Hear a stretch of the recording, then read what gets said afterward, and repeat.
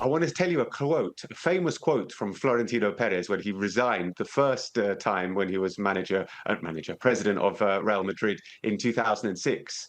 And his parting shot, one of his parting shots was, maybe I spoilt the players. Maybe I spoilt the players. Think about that. Broken locker room. So much so that in typical professional fashion, you wouldn't get the details in terms of what's happening when there is unrest. I've been a part of locker rooms where there's fights. I've been on training pitches where there's fights. It never gets out. Never.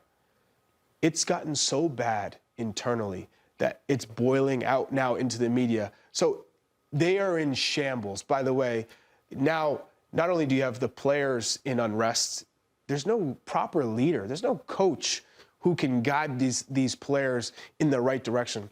Alvaro Arbeloa is just a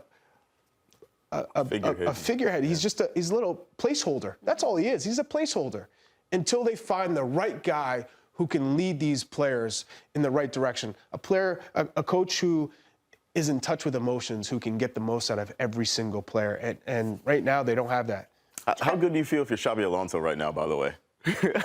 Just sitting at home, watching this all go down, like, my hands are clean. Maybe you go, thank God I'm not in there anymore. Let's bring in our CBS Sports La Liga correspondent, Phil Kitramalides, who has been all over the coverage. He was on the network yesterday talking about all this, the initial reports, everything coming out. And Phil, some of the conversations that you were having with our scoreline talent yesterday was, if Real Madrid doesn't want something to get out, it's not going to get out. And Charlie, that's what you said. I've been in locker rooms where stuff doesn't come out. Never. We're seeing so much come out. I feel like so much information. So, Phil, what's going on with everything at Real Madrid? Yeah, I think Charlie made a very good point there. You know, this kind of thing happens all the time. We do not hear about it all the time, but we have heard a lot about what's been going on behind the scenes at Real Madrid. Not just this, I mean, earlier in the week as well, of course, we had the story about Antonio Rudiger giving Alvaro Carreras a slap. Alvaro Carreras came out on social media and didn't deny it. He could easily have denied it. He said, it was just an isolated incident, you know, it's in the past.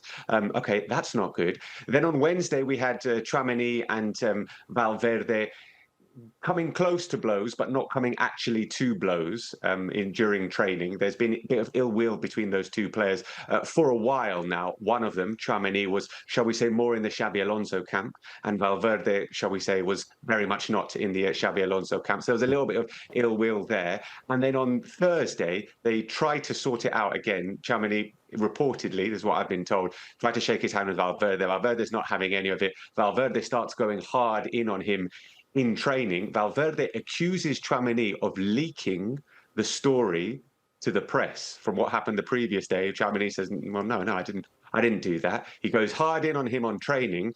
And then if you believe what Fede Valverde said in his statement, he slipped and fell on a table, and that's why he had to go to hospital, and he's got to be at home for 2 weeks. There's so much to talk about here. There's so much to break down. I do think it is interesting that the Real Madrid statement on Valverde's injury, they used some very long-winded way of explaining that he's got a cut on his face. It said he needs to stay at home for 10 to 14 days. Stay at home. I make sure nobody sees you with this great big cut on your face that you've got with an altercation with Tchouaméni. You never see that in a statement about what you're saying. Things got interesting. We were talking about it yesterday. Valverde, Tchouaméni is a player. He's quiet, but you don't want to get on the wrong side of him. The quiet, big, strong type of player. First and foremost, Phil, congratulations with Rayo Vallecano. Congrats, brother. Sure, looks great. It's been a joy to cover them through the Conference League, and I hope they bring you success. But ultimately, where does Real Madrid go from here? Because it's not a question of talent, right? Because we look at this Real Madrid side, and you could say, hey, Thibaut Courtois, he's 33 years old. You know, he's getting up there. Rudiger, he's getting up there. But Trent Alexander-Arnold, 27.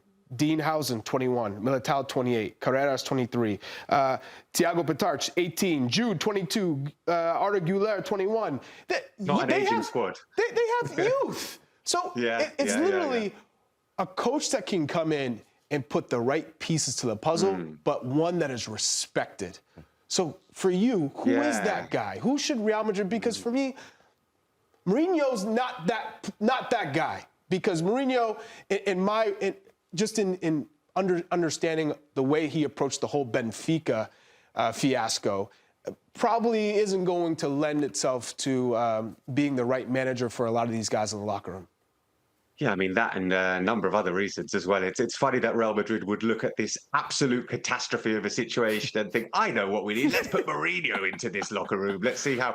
But that is genuinely, I think, what is being thought of in the higher echelons of the club. And you mentioned, why are these stories coming out now? And I shared this theory last night on Scoreline that I think that one of the reasons that they might be coming out now, these kind of stories, is exactly to show the situation of the locker room and suggest we need a strong man like Mourinho to come in and whip these guys into shape. So that's my theory on the situation. There aren't too many other candidates, there really aren't too many other candidates. Like there are obviously very good coaches out there who in a different situation could easily do well, but not at Real Madrid. Like Unai Emery. How good is Unai Emery? He would last genuinely 4 or 5 days at Real Madrid. Oh, I love Andoni.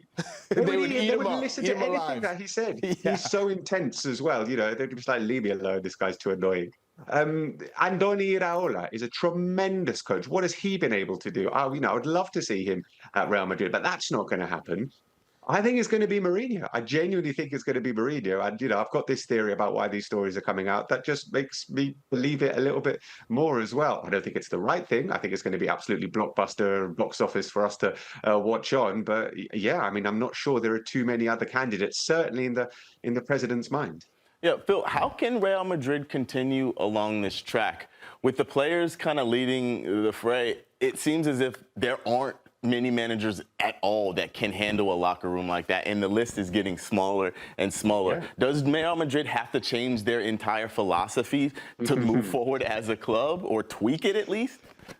I mean, can you change a philosophy? Maybe you can change a president, in theory, if there were ever elections at Real Madrid, which there haven't been for quite a long time now. But in theory, the president is elected. I want to tell you a famous quote from Florentino Perez when he resigned the first time when he was president of Real Madrid in 2006.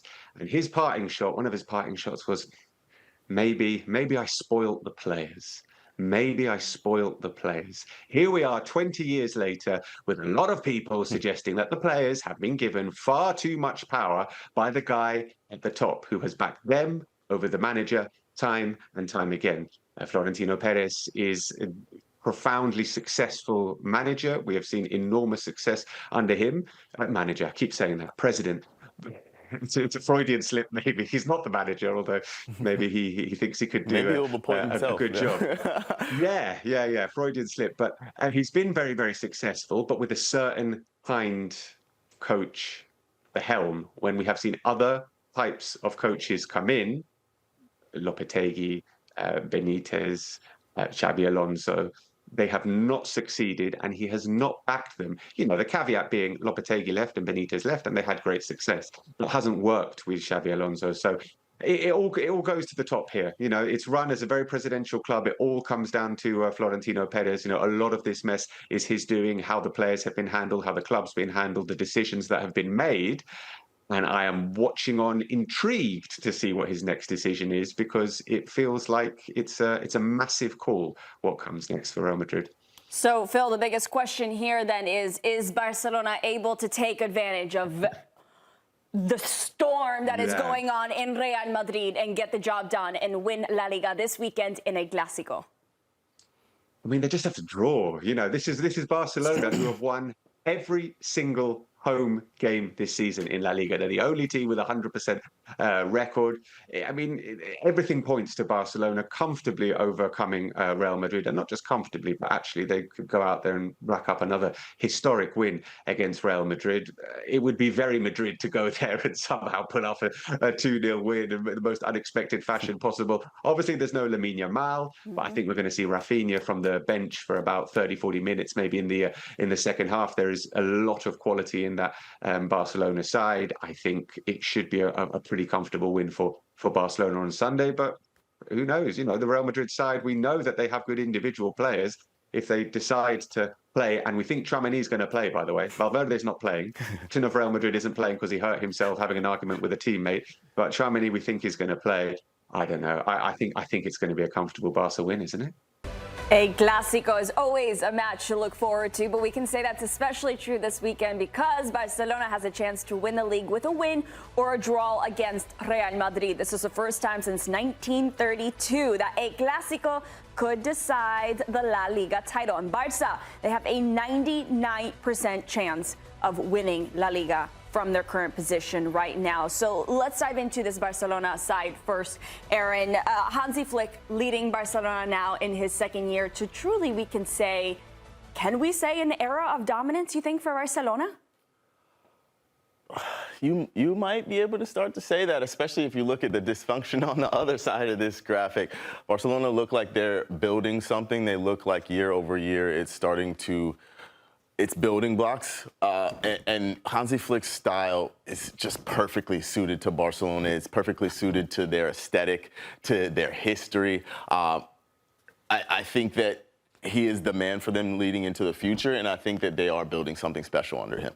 Charlie, this Barcelona team, it's impressive what they've been able to do when you take into consideration, especially the financial constraints that they've been having that have truly been plaguing them.